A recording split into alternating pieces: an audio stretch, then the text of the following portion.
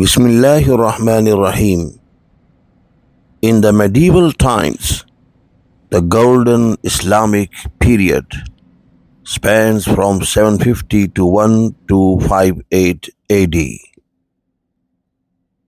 Coinciding with the Abbasid Caliphate, this period is the zenith of Islamic civilization as far as its contribution to knowledge and science is concerned. In the pre-Islamic times, primitive medicines based on myths and inherited experience were used. Some Arab physicians used cauterization, phlebotomy, and cupping as basic means of treatment and therapeutics. There is a hadith in Bukhari Sharif عن ابن عباس رضي الله عنه قال الشفاء في ثلاثة شربة عسل وشرطة محجم وكية نار وانهى أمتي عن الكي. In this hadith, the narration of honey, phlebotomy, and cauterization is recommended. However, Holy Prophet ﷺ said that he did not like the cauterization. There is also a hadith about nigella or black seeds, which is called habba sauda in Arabic.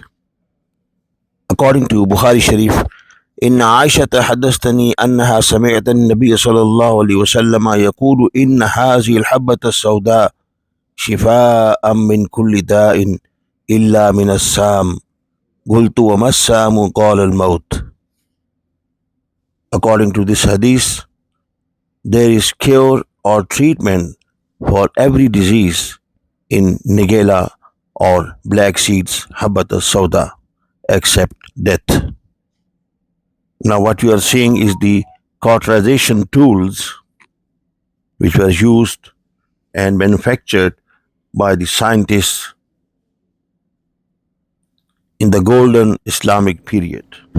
The cautery tools were used by the famous surgeon Al-Zahrawi and are mentioned in his book At-Tasrif in the 10th century, 1000 years ago. This museum enunciates the saga of the Muslim period. These are the kohol containers, the statues of famous Muslim scholars and scientists of the primitive time. They were the ones who epitomized medicine and surgery. Muslim scientists of yesteryears played empirical and scholastic role in pharmacology and therapeutics, medicine and surgery, gynecology and ophthalmology, and physics, alchemy or chemistry. Name the subject and you will find dozens and hundreds of Muslim scientists. These glass containers were used to store the medicines. Abu al-Hasan Tabari recommended glass or ceramic storage containers for liquid medicines, special small jars for liquid eye ointments and drops, and lead containers for fatty materials. This is the legacy of Muslim scientists. These metallic and wooden spoons were used 500 years old.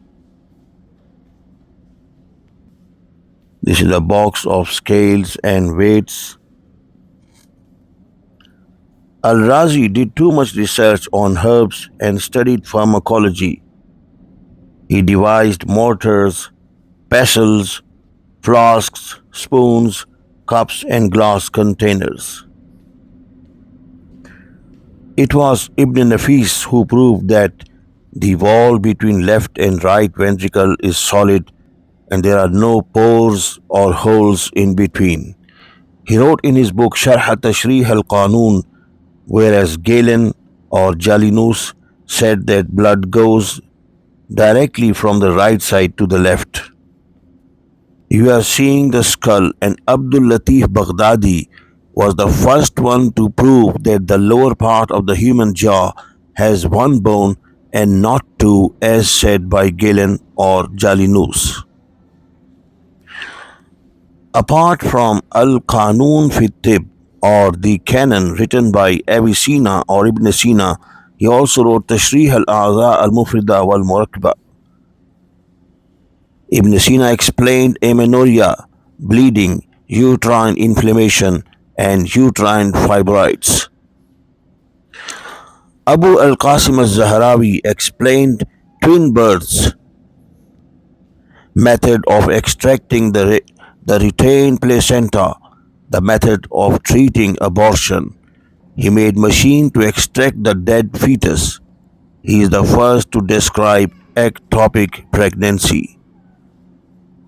In this glass model, you see the scabies insect, which was first discovered by Abdul Mulk bin Zahar al-Undalisi. The approach of the Muslim scientists was empirical and scholastic. These instruments were used to treat the outer ear and cautery, the tweezers for bleeding and removing the grains or seeds from ear that were stuck in the ear, cautery for treatment of rotting flesh in the nose were also used by these instruments. Tongs and tweezers were used for the remaining tooth fragments and roots extraction. Al-Zahrawi made special colposcope and special instruments to remove the dead fetus. This is the instrument which was used to expand the cervix made by Al-Zahrawi. Al-Zahrawi also made the lithotrite instrument to remove the bladder stones. He made instrument to pull the fetus out. He made primitive endoscopes. During the Middle Ages, Islamic sciences flourished around Mediterranean Sea. After the great Abbasid era, Ottoman Empire in Turkey and Safavid Empire in Iran continued the work in arts and science. Look at these instruments which were used in the Islamic period from 8th to 12th century. Some of them are even today used.